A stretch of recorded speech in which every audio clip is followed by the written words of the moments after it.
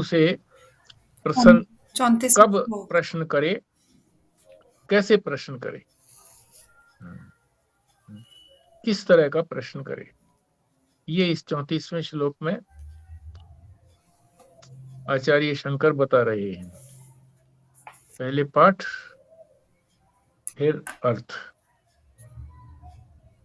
तम आराध्य गुरुम भक्त्या प्रहन्न प्रश्रय सेवनई प्रसन्नम तम अनुप्राप्य प्रच्छे ज्ञातव्य आत्मनः।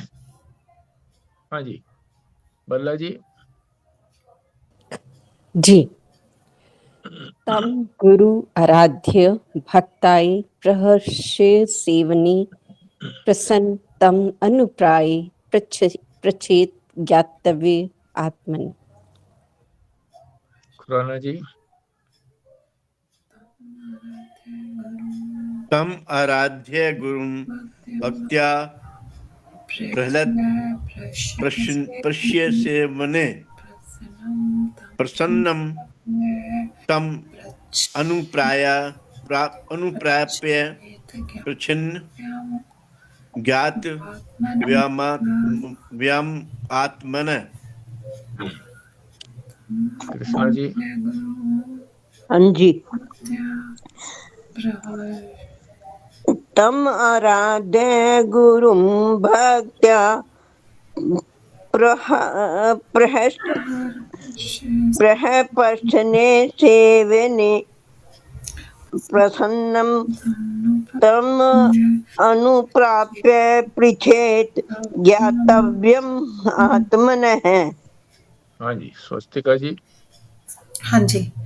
तम आराध्य गुरुं भक्त्या प्रहर्य प्रश्य सेवनहि प्रसन्नं तम नु प्राप्य प्रच्छेद ज्ञातव्यम आत्मनः। ठीक। इसमें प्रसन्न, जब गुरु प्रसन्न हो तब प्रश्न करे, यानी प्रश्न कब करना चाहिए ये विधि इस श्लोक में बताई है। और क्या बताया इस श्लोक में, क्या प्रश्न करे, जिस चीज की जिज्ञासा है, जिसको साधक जानना चाहता है, विवेक वैराग्य षट संपत्ति और मुमुक्षा रूपी योग्यता प्राप्त करके फिर तो परमात्मा के स्वरूप का या आत्मा के स्वरूप की ही जिज्ञासा करनी है। तो उसी आत्मा के स्वरूप के बारे में जिज्ञासा करे, प्रश्न करे। एक एक का अर्थ समझते हैं हम। तम यानी उस, आराध्य जो गुरु जो है वो आराध्य है, जिसकी आराधना करनी चाहिए,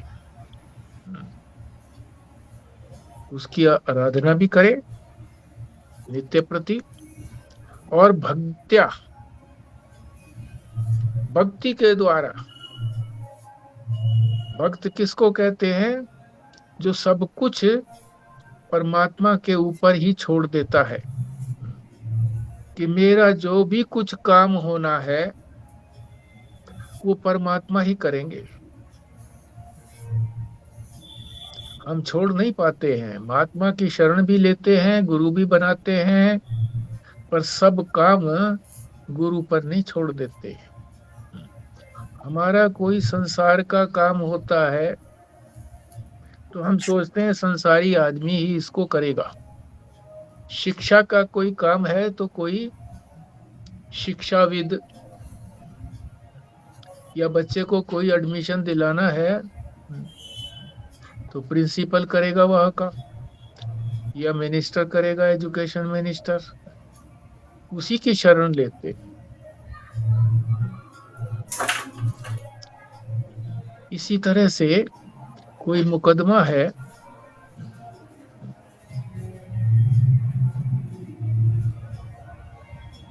तो मुकदमे के बारे में भी वकील की शरण लेते हैं कि वकील ही हमारा काम करेगा।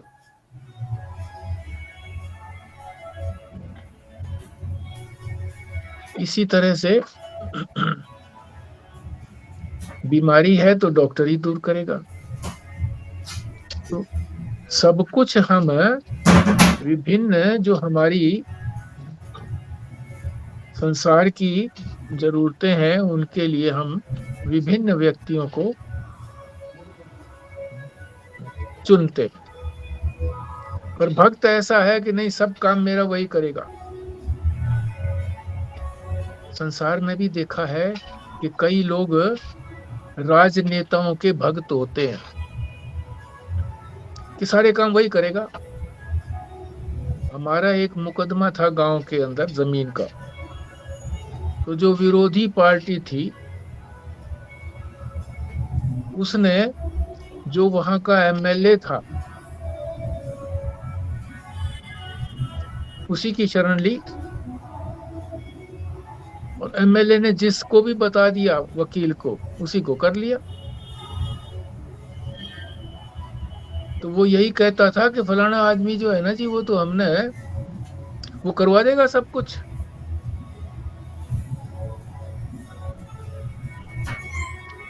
नहीं करवा सकते, पर वो तो संसार का भगत था। तो संसारी आदमी सब कुछ नहीं करा सकते, सीमित ही करा सकते हैं, क्योंकि उनकी शक्ति सीमित है, ज्ञान सीमित है। परमात्मा जो है वो तो असीम है।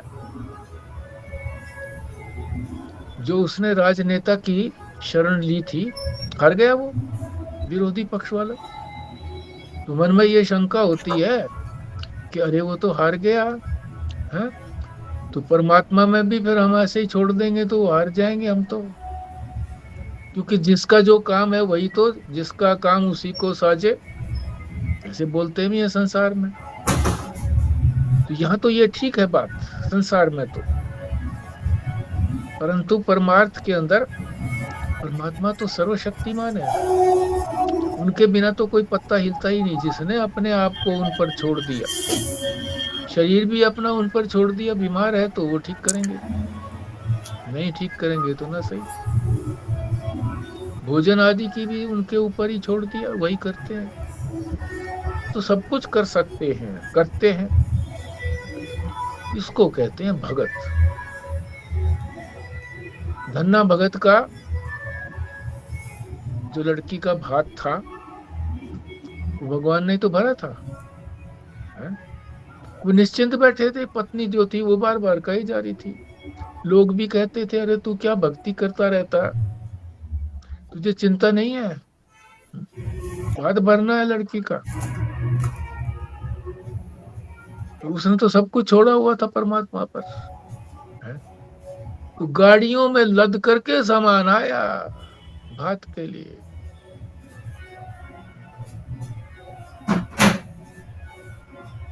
उसको कहते हैं भगत। तो ऐसी भक्ति के द्वारा प्रहन्नम, प्रहन्न का मतलब होता है विनम्रता से, बड़े विनम्र भाव से, नमन होकर के, नीवा होकर के, प्रश्रय शरणागति, शरण लेना, सेवनई सेवा भाव, सेवा भाव से बड़े विनम्र होकर उनकी शरण ले, किसकी? गुरु की, और उसी की आराधना करे, और किसी की आराधना ना करे। हम संसारी लोग तो संसार के ही जो कोई बड़े अधिकारी हैं उनकी आराधना करते रहते हैं, उनके ही गुणगान करते रहते हैं, उन्हीं के आगे पीछे चलते रहते हैं। उनका कोई काम होता है, अरे ये कर दो, हाँ कर देता हूँ, हाँ कर देता हूँ, हाँ कर देता हूँ। परमात्मा के लिए ऐसे तत्पर नहीं होते। तो क्या हुआ पहली पंक्ति का आश्रय अर्थ? उस आराध्य देव गुरु की विनम्रता और सेवा भाव से उसके शरणागत होकर भक्ति भाव से, इतना सारा होने के बाद फिर क्या होगा? प्रसन्नम, गुरु प्रसन्न हो जाएगा। गुरु को प्रसन्न करके, और प्रसन्न का यह भी अर्थ होता है कि कब वो प्रसन्न हो तब वो उपदेश दे। सब कुछ कर रहे हैं मगर उनकी मूड नहीं है। किसी वक्त भी मान लीजिए बाहर शौच के लिए जा रहे हैं लोटा उठा करके, और वहां साधक जो है जिसने शरण ली हुई है वो कहे जी मेरा एक समस्या है जी, एक प्रश्न है जी, गलत बात है। जब वो प्रसन्न हो तो प्रसन्नता का कैसे पता लगेगा? स्वयं ही वो आगे आते हैं, पूछते हैं, अरे भाई जब तुम इतनी सेवा करते हो, बड़े नम्र हो, भक्ति भाव है तुम्हारे अंदर, आराधना करते हो नित्य प्रति, किस लिए? पूछो क्या चाहिए? ये होती है प्रसन्नता। गुरु स्वयं कहते हैं, उसी को कहते हैं प्रसन्न। तम अनुप्राप्य, जब वो प्रसन्न दिखाई दे तब उसके निकट जाकर के, दूर से नहीं, निकट जाकर के, अति निकट जाकर के। अनुप्राप्य माने उसके पास पहुंच करके, तम माने उस, प्रच्छन्ने, प्रच्छेद, प्रच्छेद का मतलब होता है प्रश्न पूछना, तब पूछे। आगे है इसमें ज्ञातव्य, जो चीज जानने के योग्य है। संसार को जानना योग्य नहीं है, परमात्मा को जानना ही योग्य है।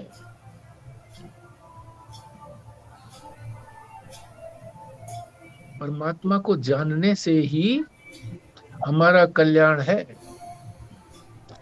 संसार को जानने से कोई कल्याण नहीं है हमारा, है तो संसार में ही फंसे रहेंगे।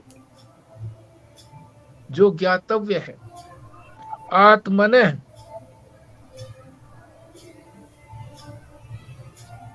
स्वयं, किसी के द्वारा प्रश्न न पूछवाएं, स्वयं प्रश्न पूछें, तभी तो उसको, गुरु को पता लगेगा कि ये किस स्तर से पूछ रहा है। एक बार इसी तरह से महाराज जी अपने कमरे में थे, 15-20 आदमी वहां और थे। एक महात्मा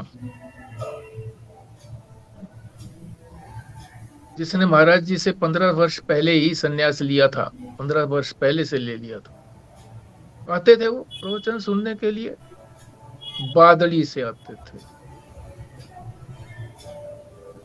अच्छी जमीन थी उनकी, कैनाल डिपार्टमेंट में थे, रिटायर हो गए थे, संन्यास ले लिया। ब्राह्मण थे, उनसे चर्चा हो जाती थी, तो उनकी दृष्टि में मेरे से भी स्नेह था। पास ही बैठते थे मेरे, भोजन आदि भी करते थे, तो उनकी पंगत तो अलग होती थी, पर ध्यान रहता था उनको कि हाँ वो व्यास जी भी बैठे हैं। भोजन करने के बाद इकट्ठे ही फिर चौतरी पे बैठ जाते थे, फिर कोई चर्चा होती थी।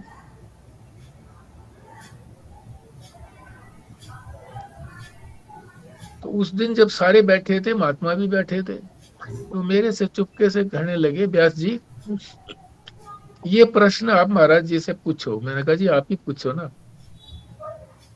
बोले नहीं आप ही पूछो। अब उनका आग्रह था तो मैंने महाराज जी से पूछा। महाराज जी कहने लगे ये तुम्हारा प्रश्न तो है नहीं। क्या प्रश्न था? मैं कहा जी ज्ञान होने का क्या पता लगता है कि ज्ञान हो गया, कैसे पता लगे कि ज्ञान हो गया? बोले तुम्हारा तो प्रश्न है नहीं। कहा जी बात तो आप ठीक कह रहे हो, महात्मा जी का प्रश्न है ये। वो शायद उत्तर देते उसका, इतने में ही वो महात्मा जी थे फूट पड़े, 15 साल हो गए मुझे आपसे संन्यास लिए हुए, मेरा अभी तक कुछ नहीं बना, ज्ञान नहीं हुआ, मुझे कैसे पता लगे ज्ञान हो गया है। महाराज जी बड़े शांत, सारा जो जितने भी थे कमरे के अंदर सब स्तब्ध रह गए, ये कैसे पूछ रहे हैं, महात्मा ऐसे पूछ रहे हैं, कौन बोले, महात्मा थे, आते थे वहां पर, संन्यास लिया हुआ था, स्तब्ध थे। महाराज जी बड़े शांत, वो कहने लगे कि जिसको ज्ञान हो जाता है वो फिर ऐसे पूछता नहीं है।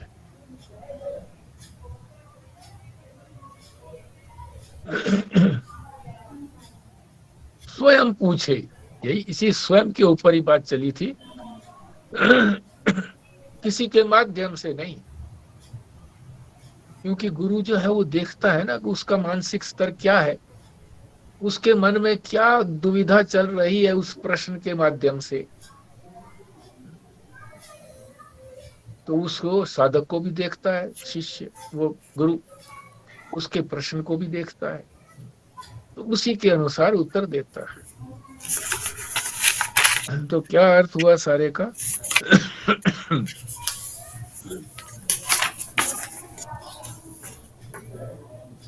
उस गुरु की, जिसकी पीछे बताया गया ना गुरु के लक्षण, उसी के लिए तो तम कहा गया है। उस गुरु की आराधना करते हुए भक्ति के द्वारा विनम्रता और सेवा भाव से शरणागत होकर जब उनको प्रसन्न देखे तब उनके निकट जाकर अनुप्राप्य प्रच्छेद प्रश्न पूछे। कैसा प्रश्न पूछे? जो जानने योग्य है, जिसे जानना चाहिए। आत्मने स्वयं प्रश्न पूछे, जो जानने योग्य है, जो जिज्ञासा, उसी की जिज्ञासा करे। हाँ जी बोलिए बारी बारी से। तो गीता में भी आया है 4थे अध्याय में, तद विधि प्रणिपातेन पर परिप्रश्नेन सेविया उपदेशन्ति ते ज्ञानम ज्ञानिने तत्वदर्शिने। बिल्कुल ठीक कहा कृष्णा जी आपने, गीता में भी यही आया।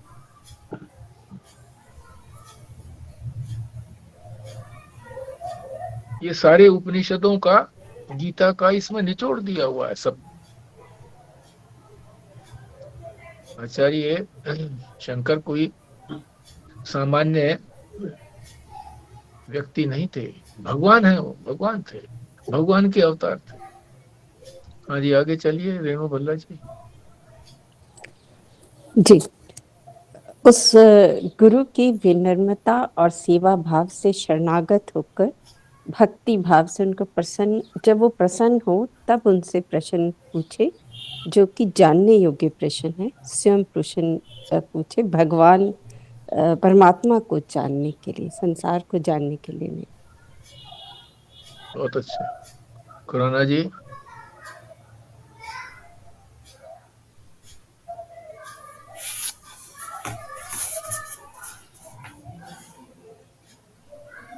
ऐसे उन गुरु की भक्ति पूर्वक आराधना करके विनम्रता से और शरणागति भाव से और सेवा से उनको प्रसन्न करना चाहिए, और फिर उनके निकट जाकर पूछना चाहिए, प्रार्थना करना चाहिए कि तुमको वह ज्ञान विद्या दें जो तुमको जानना चाहिए।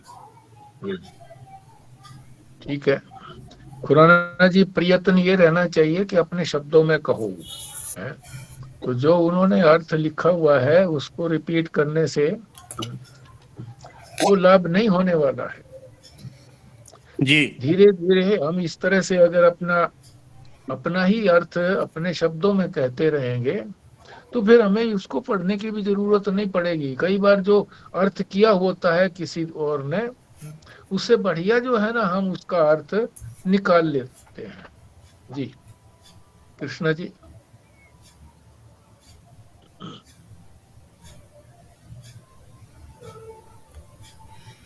मैं बोलती हूँ, शायद आंटी बोल चुके हैं। अच्छा आप बोलो। हाँ जी। अच्छा, यहाँ पर ऐसे गुरु की बात हो रही है जिनसे हम वो ज्ञान और वो विद्या लेना चाहते हैं जिसको जानने के बाद कुछ और जानना शेष नहीं रहता। तो अगर हमें इतनी सुपर विद्या लेनी है तो हमें उस गुरु के पास जाएं, तो उसके कुछ बताए हैं, कुछ प्रोसीजर है कि हम उसको उसी तरीके से स्टेप वाइज चलेंगे कि जैसे हम उनको बहुत भक्ति पूर्वक उनकी आराधना करेंगे, विनम्र भाव से उनसे बात करेंगे, पूरा शरणागति होंगे उनके। शरणागति का मतलब उनके सारे विचारों को मानेंगे हम, और उनको हमें अपनी सेवा से भी प्रसन्न करना चाहिए। जैसे आप कई बार बताते थे कि मैं उनको पूछता था कि अगर आपको कोई कष्ट है, बीमारी है, तो मैं कोई मेडिसिन दे देता हूँ, या आप कहते थे कि मैं आपको मालिश कर देता हूँ, या इसी तरह से कुछ और, ताकि वो आप तो हम उनकी सेवा भी करें ताकि वो प्रसन्न रहें हमसे। और उसके बाद जब वो प्रसन्न चित्त हों तो उनके निकट जाके पूछें, दूर से नहीं, क्योंकि वो थोड़ा वैसा भी लगता है कि मैनर्स नहीं है। तो निकट जाके पूछें और स्वयं पूछें। और निकट जाने का ये भी मतलब है कि जैसे वो कहते हैं कि फोन पे पूछ लिया, किसी और के उससे पूछ लिया, वैसे नहीं करना, खुद ही जाकर के पूछें। थोड़ा एफर्ट्स करेंगे तो उनको भी अच्छा लगेगा कि ये जिज्ञासु है। और फिर उनसे प्रार्थना करें कि वह विद्या तुम्हें दे जो संसारिक विद्या नहीं है, जो आत्मिक विद्या है। बिल्कुल ठीक कहा। अब ये जैसे कहा ना, अब जो फोन की आजकल वो बहुत हो गई है कि फोन से ही हम सब कुछ कर लेंगे। हम्म, हम्म, हम्म। इसी तरह से डॉक्टरों ने भी कर दिया है कि कंसल्टेशन, ऑनलाइन कंसल्टेशन। अरे उसकी मरीज की, जब वो अपनी क्लिनिक में आता है मरीज, तो दूर से ही जब डॉक्टर उसकी चाल को देखता है, उसकी भाव को देखता है, किस तरह के उसके मन के भाव हैं, कैसा उसका चेहरा है, आधी बीमारी का तो डॉक्टर को वैसे ही पता लग जाता है। और ऑनलाइन कंसल्टेशन में अब मरीज जितना बताएगा उतने पर ही तो डायग्नोस करना है उसने। कोई बहुत अच्छा डॉक्टर हुआ तो वो बार बार पूछेगा, ये तो नहीं है, ये तो नहीं है, ये ऐसा क्या है, क्या ऐसा है, क्या ऐसा है क्या। मगर जिसने ऑनलाइन कंसल्टेशन करनी है, अधिकतर डॉक्टरों ने, 90% ने, उन्होंने तो जो लक्षण बता दिए उस लक्षण के हिसाब से उनको दवाई प्रेस्क्रिप्शन कर देंगे कि ले भाई ये तेरी प्रेस्क्रिप्शन है। तो पूरा जो है ना डायग्नोसिस पूरा ठीक हो पाता है और ना उसका ट्रीटमेंट भी पूरा ठीक होता हो। तो सामने होना चाहिए। इसी तरह से जो पंडित है, उससे अगर रास्ते में कोई मिल गया, अभी पंडित जी वो लड़की की शादी हम कर रहे हैं, ये नवंबर का कोई साल निकाल दो जी। अरे भैया पतरा चाहिए पास में है, पतरे में देख करके नाम भी पूछेगा। हम्म? रास्ते में मिल गया चलते हुए, पंडित जी जो है ना किसी काम से जा रहे हैं मान लीजिए, तुम भी अपने काम से ही तो जा रहे हो, पंडित जी के पास थोड़ी जा रहे हो। और पंडित जी के पास भी मान लो जा रहे हो और उनकी पत्नी ने कहा कि अभी बाहर निकले हैं, 15-20 मिनट लगेंगे उनको आने में, ये काम के लिए गए हैं, तो प्रतीक्षा करें। प्रतीक्षा करे, जब पंडित को ये पता लगेगा ये प्रतीक्षा कर रहे थे इतनी देर से, मैं निकला था, तो ज्यादा सीरियस होगा। और फिर जिसके जानने की जरूरत है, जो जानना ही चाहिए, जिसके जाने के बिना कल्याण संभव नहीं है, इस संसार सागर से नहीं निकल सकते, उसी के बारे में प्रश्न पूछे। संसारी प्रश्न क्या पूछना है, ये तो चलते ही रहते हैं जी। बीमारी कैसे दूर हो जी, बेटा नहीं हुआ जी, बेटा कैसे होगा जी। तो ये ज्ञान की परिधि में जाना नहीं है, ये तो संसार की परिधि में रहने की बात है। हाँ जी कृष्णा जी, आप रह गई थी, बोलिए। सबसे पहले तो आत्मनिष्ठ गुरु के पास जाए, उनकी सेवा करें, और सेवा करने के बाद जब गुरु खुश हो जाते हैं तो उनसे अपना प्रश्न पूछिए, वो बहुत अच्छी तरह से उत्तर देंगे। ये जो और आप बता प्रश्न रहे की थे ना, क्वालिटी, डॉक्टर के बारे में भी जो बता रहे थे, बिल्कुल वैसा ही गुरु के लिए भी है। जब हम इतने सारे स्टेप्स करेंगे, विनम्रता से पूछेंगे, शरणागत भी होंगे, सेवा भी करेंगे, तो गुरु को भी पता लग जाएगा कि ये कहाँ पर खड़ा है और इसको कौन-सा ज्ञान देना चाहिए जिससे इसकी आगे बढ़ोतरी हो। तो ये इसीलिए ये सारे इसके प्री रिक्विसाइट्स बताए हैं कि ये होने ही चाहिए। एक वो संसार में अटका हुआ है या संसार से निकल गया है, परमार्थ में ही अटका हुआ है, ये पता लगेगा उनका पास बैठ करके प्रश्न पूछने से। एक चीज़ और बोलनी थी, आपकी वीडियो नहीं आ रही बड़ी देर से, तो आप ना अपना वीडियो एक बार ऑफ करके दोबारा ऑन करना वीडियो को।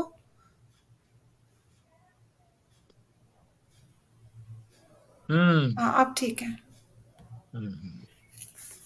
तो आगे चलते हैं जी। 35वां श्लोक।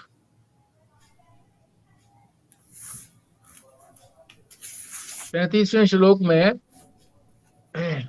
आचार्य बता रहे हैं कि गुरु से किस प्रकार प्रार्थना की जाए, प्रार्थना का तरीका बता रहे हैं।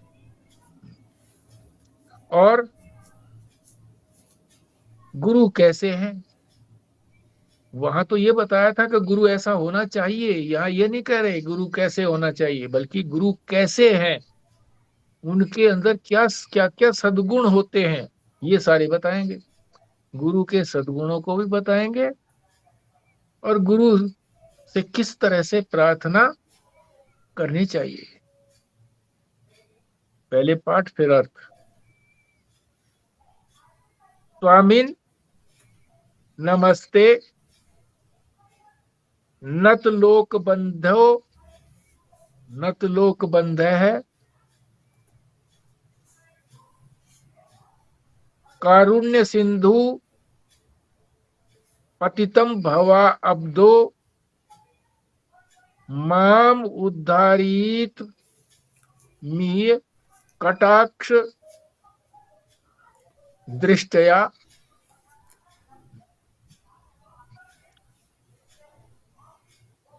रिज्व अति कारुण्य सुधा अभिवृष्टया।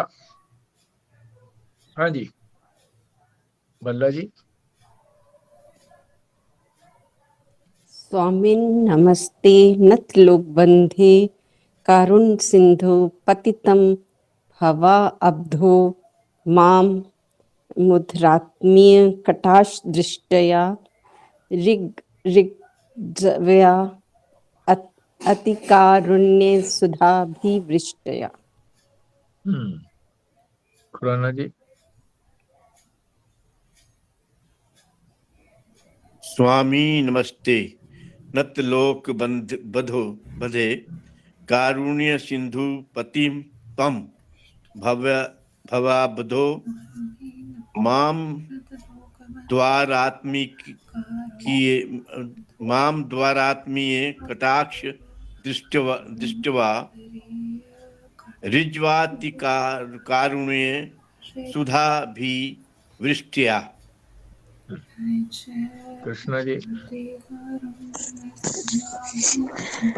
स्वामी नमस्ते नत लोक बंधो, कारुण्य सिंधो पतितम भवाब्धो, मम उद्धार आत्मीय कटाक्ष दृष्टा, ऋत्वा अति कारुण्य सुधा विवृष्टिया। हाँ जी स्वस्तिका जी। स्वामी नमस्ते नत लोक बंधो, कारुण्य सिंधो पतितं भवाब्धौ, मम उद्धरीयेमि कटाक्ष दृष्टया।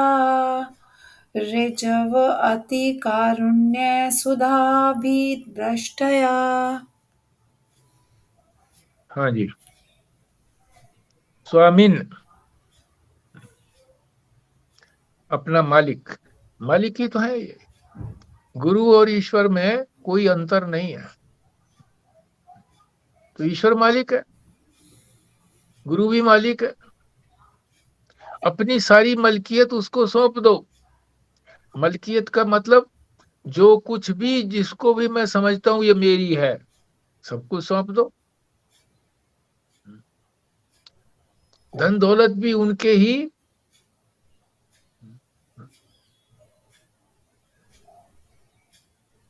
उनके लिए ही खोल दो कि जो चाहिए आपको तो देता हूं, है? इतना मेरा वो है जी, जुड़ा हुआ है जी, एफडी है इतना जी, ये जी मकान है जी मेरा, ये खेत है जी, ये चीज है, आपको समर्पित है।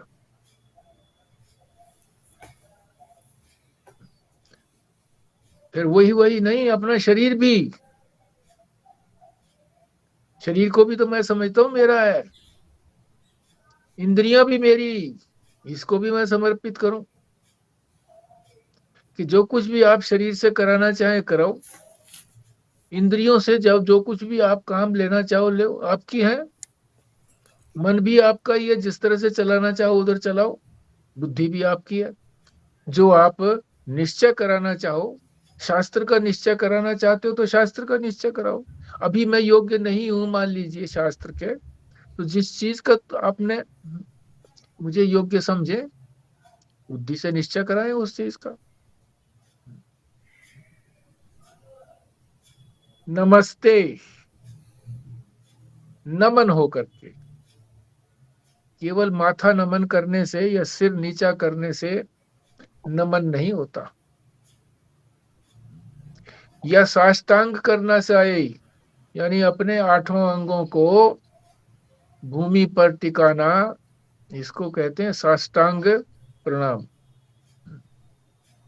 8 अंगों सहित, वो भी नहीं है, ये भी बाहर से दिखाया जा सकता है। वास्तविक नमन, नमन का मतलब है मैंने अहंकार अब आपको सौंप दिया। अहंकार ही तो सब पर अपनी मोहर लगाए हुए है कि ये मेरा, इतना एफडी मेरा, इतनी जमीन मेरी, इतना ये मकान मेरा, ये शरीर मेरा, ये इंद्रियां मेरी, ये मन बुद्धि मेरी।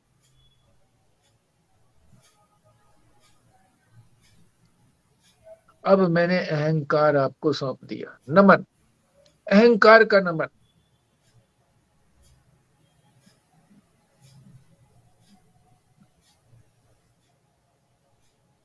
अते, ते, ते माने किसको? आपको। किसी और को नमन नहीं किया, आपको नमन किया बस। नत लोक बंधो, आप जो हैं, जो नत होते हैं आपके सामने, नमन हो करते हैं, नत नत मस्तक जैसे कहते हैं ना, नत मस्तक, तो यहां भी नत, जो नतमस्तक होते हैं उनके आप बंधु हो, मित्र हो। और क्या है? कारुण्य सिंधो, करुणा का समुद्र है। सिंधु माने समुद्र, करुणा के सिंधु है वो। सिंधु में से पानी कितना ही चला जाए फिर भी उसकी लेवल वही बना रहता है। कितना ही उसमें आ जाए फिर भी लेवल उसका बढ़ता नहीं है, न लेवल बढ़ता न घटता। आनंद का सागर है गुरु। इसीलिए कहा है कि जो उस आनंद में सच्चित आनंद को प्राप्त कर लेता है, तो कोई और ऐसा आनंद नहीं है जो उसमें कुछ बढ़ोतरी कर सके, या उस आनंद को कोई कम कर सके, ऐसा भी नहीं है।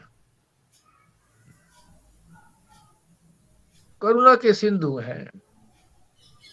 पतितम, जो पतित हैं, पापी भी लगा सकते हैं और पतित माने जो गिरे हैं। किसमें गिरे हैं? भव आबधौ, आबद भी कहते हैं वही समुद्र जल, संसार सागर में जो गिर गए। भव माने संसार, भव सिंधु यानी भव आबदो, भव सिंधु में जो गिर गए हैं, निकलना चाहते हैं, संसार से निकलना चाहते हैं,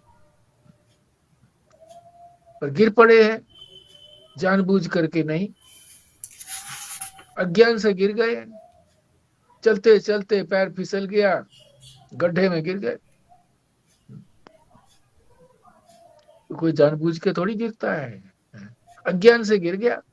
पता नहीं था उसको कि आगे केले का छिलका पड़ा है या आगे कीचड़ पड़ा है, उसमें पैर फिसलेगा। चाहता नहीं था कि खड्डे में गिरे, तो गिर गए हैं हम।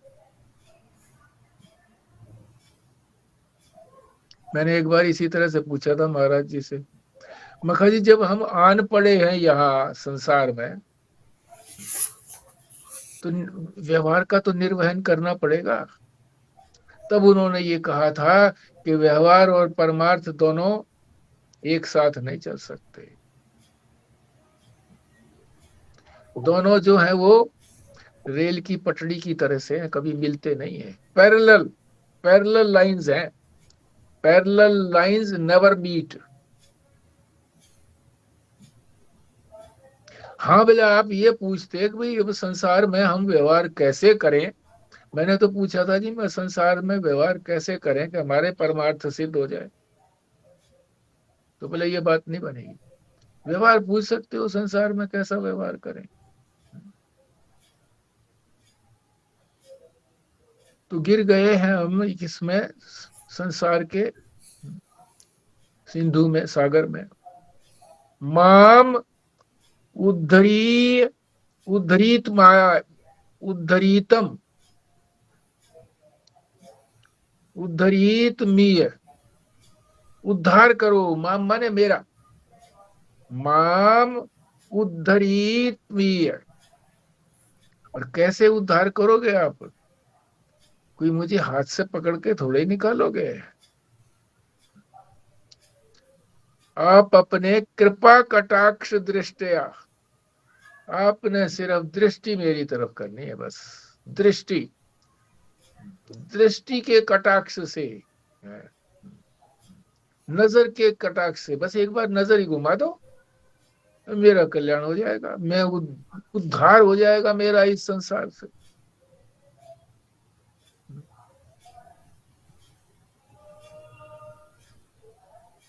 कृपा कटाक्ष है, आपकी कृपा का कटाक्ष है। क्योंकि आंख की नजर तो दूसरी तरफ भी कर सकते हैं। जैसे करते ही है ना, हम किसी की तरफ मुंह करके कोई आंख अगर हम किसी दूसरी तरीके से करते हैं तो ये भी लगता है कि ये तो क्रोध की आंख है, लोभ की आंख है, कामना की आंख है, काम की आंख है। स्त्रियां जो है ना, वो पुरुष की कामना की आंख को, काम की आंख को तुरंत पहचान लेती हैं कि इसकी आंख की यानी इसकी नजर जो है वो कामुक नजर है कि कैसी नजर है।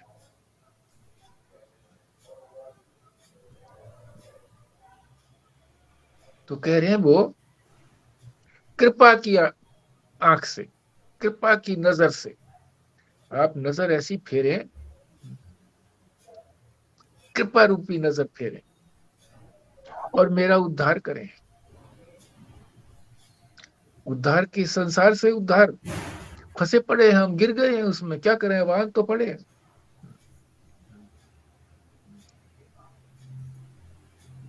रिज्व, रिज्व कहते हैं, रिजु, रिजु का अर्थ होता है सीधा, सीधी, कारुण्य सुधा, करुणा रूपी अमृत, अभिवृष्टया, उसकी बरसात करो, करुणा रूपी सुधा अमृत की वर्षा करो। आपके कृपा कटाक्ष से ही अमृत रूपी वर्षा होगी और इस मृत लोक से जो अमृत की बूंद मेरे मुख में चली जाएगी तो अमर हो जाऊंगा, मरने जीने वाला नहीं रहूंगा इस संसार में। अभी तो हम मरने जीने वाले हैं। तो सारे का अर्थ क्या हुआ?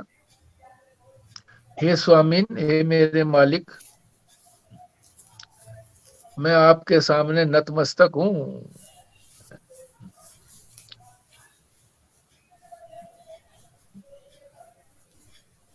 और आपको मैं,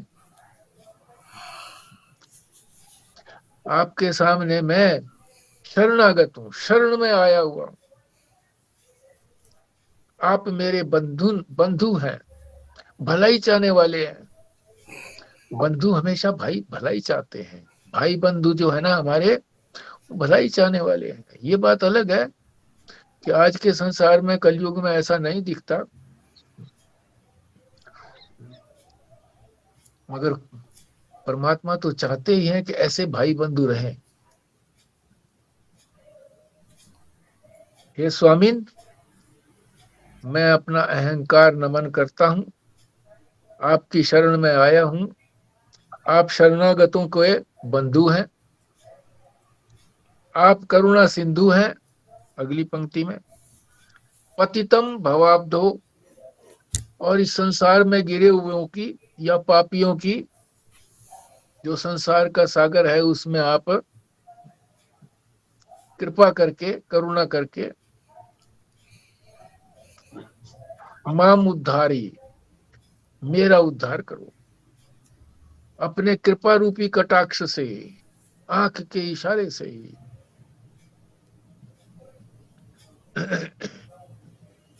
रिजवा,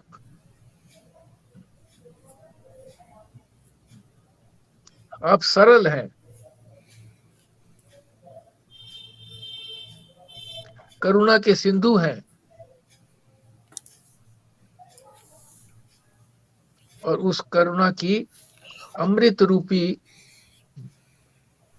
सुधा रूपी अमृत की वर्षा करें, जिससे मेरा इस संसार से उद्धार हो जाए, जन्म मरण के चक्र से मैं छूट जाऊं। अब आप लोग बताएंगे बारी बारी से।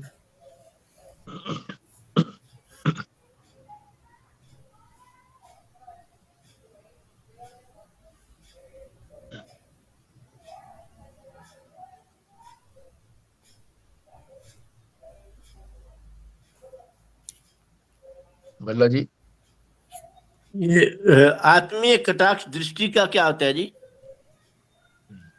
आत्मीय का मतलब होता है कि मुझे अपनी आत्मा समझते हैं। आत्मीय, आत्मा समझते हैं। आत्मीय, आत्मा समझ करके अपनी आत्मा पर ही तो सब कोई आदमी कुर्बान होता है, अपनी आत्मा की प्रसन्नता के लिए ही करता है सब कुछ। तो जब उनमें ये आत्मीय भाव होगा कि ये शिष्य जो है मेरी आत्मा ही तो है, तो फिर वो कृपा करेगा, कृपा रूपी दृष्टि मेरे ऊपर डालेगा। ये है आत्मीय कृपा दृष्टि।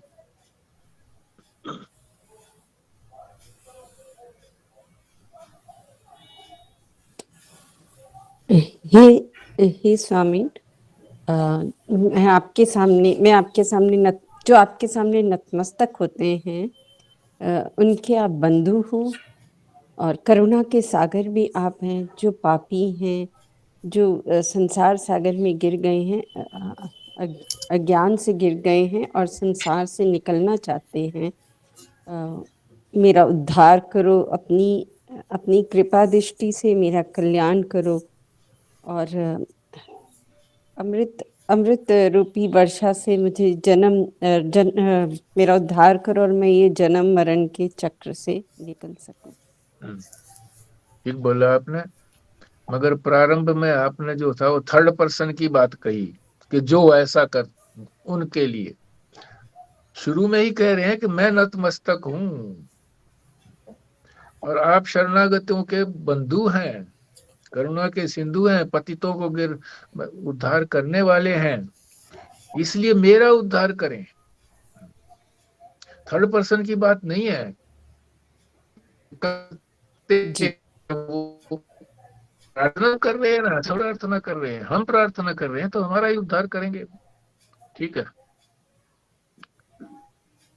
हाँ जी, खुराना जी। हे स्वामी, हे शरणागत बंधु, हे कारण सिंधु, मैं आपको प्रणाम करता हूं और इस संसार में गिर पड़ा हूं। मेरे ऊपर कृपा करो, दया करो और मेरा उद्धार करिए, कर दीजिए। ये प्रार्थना कैसे करनी है ये तय है।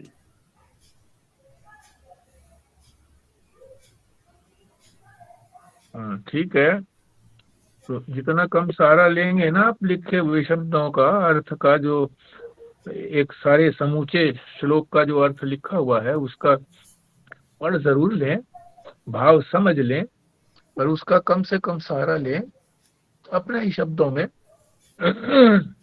चाहे उसके लिए कई वाक्य बनाने पड़े, तो वाक्यों को बनाना तो हमें आता ही है ना, तो वाक्यों को बनाए, कोई अर्थ छूट ना जाए। अब जैसे इसके अंदर था ना, सुधा, सुधा की वृष्टि, अमृत रूपी वर्षा करें, करुणा करके अमृत रूपी वर्षा करें और मेरा उद्धार करें। ठीक है कृष्णा जी। हे स्वामी, हे शरणागत वत्सल, हे कृपा सिंधु, हे दया सिंधु, मैं आपकी शरण में आई हूँ, आपको प्रणाम करती हूँ और संसार सागर में गिर पड़ी हूँ। आप अपनी करुणा से अमृत में वाणी सुनाकर मेरा संसार सागर से उद्धार कीजिए। ठीक है। एक तो इन्होंने मतलब मैं रूप से कहा करती हूँ, और दूसरा ये था कि अमृत रूपी वचन सुना करके, उपदेश दे करके मेरा उद्धार करें। तो गुरु जो है ना, इसी से तो करता उद्धार, उपदेश ही उसका उद्धारक, हमारा उद्धारक बनता है। जब वो उपदेश करते हैं तो उसी से हमारा उद्धार होता है। कोई सिर पर हाथ रखने की बात नहीं है कि सिर पर हाथ रख दिया कल्याण हो गया, नहीं। कम से कम ज्ञान में तो ऐसा है नहीं। चमत्कार तो हो सकता है, पर वो चमत्कार जो है ना वो तात्कालिक है, अधिक देर तक ठहरता भी नहीं। ठीक है जी, स्वस्तिका जी। हाँ, इसमें ना गुरु को ईश्वर के समकक्ष रखा गया है और ये कहा गया है कि गुरु की ही प्रार्थना की गई है। उनको कहा है कि आप स्वामी हैं मेरे। स्वामी का मतलब कि मैं आपको आपको अपना तन मन धन सब समर्पित करता हूँ। स्वामी का मतलब मालिक है, दाता है, और मैं आपको नमन करता हूँ, नमस्कार करता हूँ, दंडवत प्रणाम करता हूँ, और आप ही मेरे पूरे संसार में, लोकबंदी पूरे संसार में एक आप ही हमारे बंधु हैं, और आप हमारे ऊपर करुणा करें क्योंकि आप तो करुणा सिंधु हैं और हमेशा पतितों का उद्धार करने वाले हैं। क्योंकि हम जो इस संसार सागर में गिर पड़े हैं, जिसमें ये काम, क्रोध, लोभ, मोह, ममता और सारी इच्छाएं, कामनाएं, ये जो हमें बहुत दुख देती हैं, इनसे हमें बाहर निकालिए। और ये कहा मेरा उद्धार करो, इससे बाहर निकाल कर मेरा उद्धार करो। और इसमें ये भी कहा है आत्मीय वर्ड यूज किया है। इसका मतलब आपकी और क्यों उद्धार करो, क्योंकि आपकी और मेरी आत्मा तो एक ही है। और वो कैसे करो, ये कहा है कि कटाक्ष दृष्टि, इसमें कटाक्ष का मतलब होता है कि मतलब जो शिष्य है वो अनुरोध कर रहा है कि मतलब आप अगर कहीं बिजी भी हो, कुछ और भी काम कर रहे हो, तो जैसे तिरछी नजर को बोलते हैं कटाक्ष दृष्टि। तो इसका मतलब है कि आप थोड़ी सी एक बार भी अगर मेरे ऊपर दृष्टि डाल देंगे, मेरे बारे में एक बार भी सोच लेंगे, मेरे को एक नजर भी दे देंगे, तो भी मेरा उद्धार हो जाएगा। फिर इसमें कहा गया हुआ है कि करुणा सिंधु हैं आप, मतलब आप जो है, आपकी जो नजर है, ये कटाक्ष दृष्टि है, ये मेरे ऊपर करुणा बरसा देगी और फिर मेरा उद्धार कर देगी। तो इसमें गुरु की आराधना की गई है और उसके लिए बहुत अच्छे वर्ड्स यूज किए हैं। ठीक।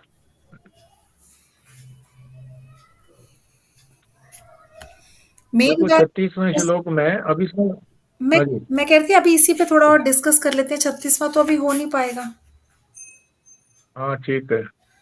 जैसे इसमें मेन बात एक ये भी बताई गई है, वैसे जो वर्ड्स से तो इतना नहीं पढ़ रहा, पर अगर हम बिटवीन द लाइंस पढ़ें तो हम जैसे कभी कभी दान भी कर देते हैं, पैसे भी दे देते हैं, प्रणाम भी कर देते हैं, पर यहाँ पे जो है, जो शरणागत में जाके हमें करना है, समर्पण करना है, वो अहम और मम भाव का समर्पण करना है, क्योंकि वही सबसे मुश्किल है। हम अपने अहम भाव का समर्पण नहीं कर पाते। अहम भाव का मतलब जो हम नहीं है उन्हीं को तो हम अपना समझते रहते हैं, तो हम सब कुछ उनको समर्पित कर दें जो हमारा है और जिसको हम अपना समझ रहे हैं वो भी।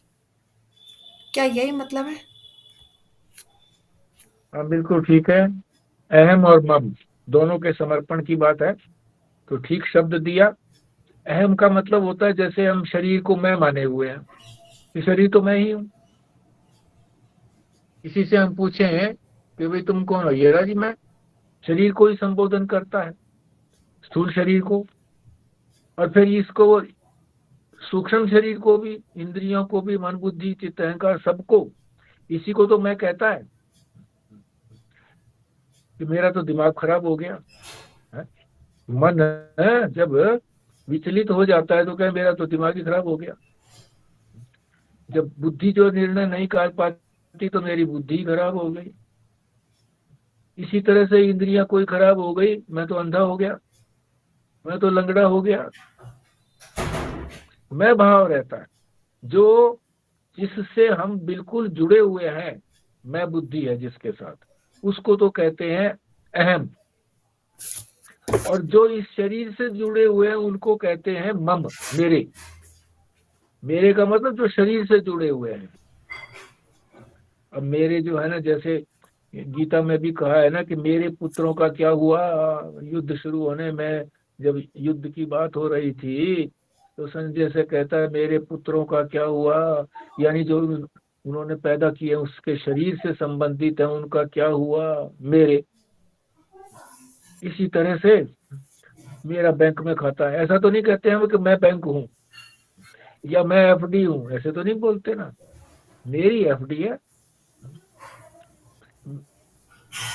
कौन से बैंक में है जी? मेरा बैंक, मेरे तो उसमें है जी, पीएनबी में है जी, इसमें है जी। तो मेरापन का भाव और मैं का, जहां मैं का भाव बना तो मेरा भी बन जाता है। मैं और मेरा, ये दो ही तो प्रतिबंध है हमारे, रुकावट है। मैं और मेरा, मैं पना छोड़ दो तो मेरा पना अपने आप ही छूट छुटा गया। शरीर को मैं मानना बंद कर दो तो बात खत्म हो गई। ये स्थूल शरीर ही हमको, सबको, सूक्ष्म तो दिखता भी नहीं है, स्थूल शरीर ही हमको बांधे हुए हैं। इसी में ही रोग आदि बहुत होते हैं, इसी में ही जो है बुढ़ापा भी आता है। तो पहले इसी को मैं बुद्धि, इस शरीर से ही मैं बुद्धि हटानी है। तो ये मैं बुद्धि हट गई तो शरीर से संबंधित सारे हट गए। जब ये शरीर जाने को होता है तो फिर किसी को कुछ अच्छा नहीं लगता, ना बैंक बैलेंस अच्छा लगता है, ना बेटे पोते अच्छे लगते हैं। अरे मैं तो जा रहा हूं, इस शरीर की आवश्यकताओं की क्या कोई जरूरत ही नहीं है। पहले जो कल्पनाएं बना रखी थी इस शरीर के, ये करूंगा, ये करूंगा, ये करूंगा, ये करूंगा, सब बेकार हो गई। और मृत्यु तो यहाँ वैसे ये शरीर का मैं मृत्यु तो वैसे बहुत दूर की बात है। अगर शरीर में भी थोड़ा-सा भी कोई कष्ट आ जाता है, तो भी हमें कोई और बात नहीं सुहाती। फिर हमें यही लगता है कि ये पहले हमारा ये निवृत्त हो, तो फिर हमें उस टाइम पे बिल्कुल पैसा ठीक है। वगैरह कुछ भी ध्यान नहीं आएगा। भूख लग रही हो तो क्या पहले भाई रोटी दे, तो उसके बाद बात करेंगे। शरीर में थकान हो गई हो कि अभी बस मुझे आराम करने दे, फिर बात करेंगे।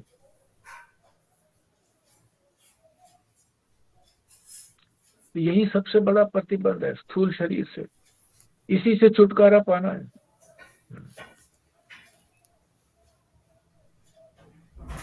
अब छुटकारों के पाने के जो उपाय हैं वो अपने आप को योग्य बना करके यही जानना है कि ये शरीर तो अनित्य है। ये तो पता ही है हमको कि बदलता रहता है, परिवर्तनशील है और फिर नष्ट भी हो जाना है? तो अनित्य है, नित्य नहीं है, हमेशा रहने वाला नहीं है। तो हम तो उसी के साथ संबंध जोड़ना चाहते हैं ना, मैं बुद्धि हम उसी के साथ करना चाहते हैं जो हमेशा बना रहे। लड़की के लिए हम वर ढूंढते हैं, बहुत अच्छा वर ढूंढ लिया। अपना ही उदाहरण बताता हूँ स्वस्तिका के लिए, बहुत पहले की बात है। सॉफ्टवेयर इंजीनियर था वो,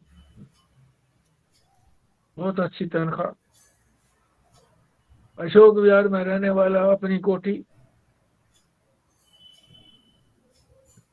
एक माता ही थी, पिताजी की मृत्यु हो गई थी।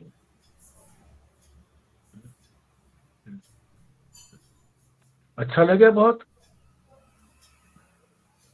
बात आगे बढ़ाने लगी।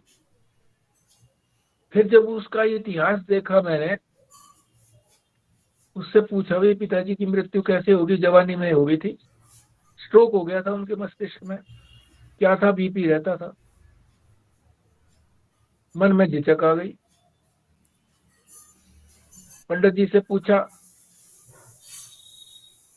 पंडित जी कहने लगे ज्यादा आयु नहीं है। छोड़ दिया। क्यों? हम थोड़ी थोड़ी देर के लिए थोड़ा ही सुख पाना चाहते हैं, हम तो अधिक से अधिक के लिए सुख पाना चाहते हैं। तो इसलिए नित्य वस्तु के प्रति हमारा लगाव है, स्वाभाविक लगाव है, अनित्य के लिए लगाव नहीं है। पर इसको हम ओमिट कर देते हैं, इसका ख्याल ही नहीं रखते।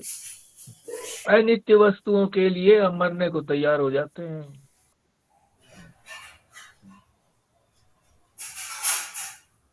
इतने पैसे जो है खोए गए, अब उसके लिए कितना ही समय लगा दो ढूंढने के अंदर। बहुत सारे उदाहरण है इसी तरह से जीवन में आते हैं, वो कहाँ तक उदाहरण दें, तो हमारे पास सीमित समय है, तो यहीं पर हम विश्राम लेते हैं। समय हो गया है, तो ठीक है। भल्ला जी आप करिए पूर्णाहुति। जी। ओम पूर्णमदः पूर्णमिदं पूर्णात् पूर्णमुदच्यते पूर्णस्य पूर्णमादाय पूर्णमेवावशिष्यते। ओम शांति शांति शांति। ओम नारायण नारायण। नारायण।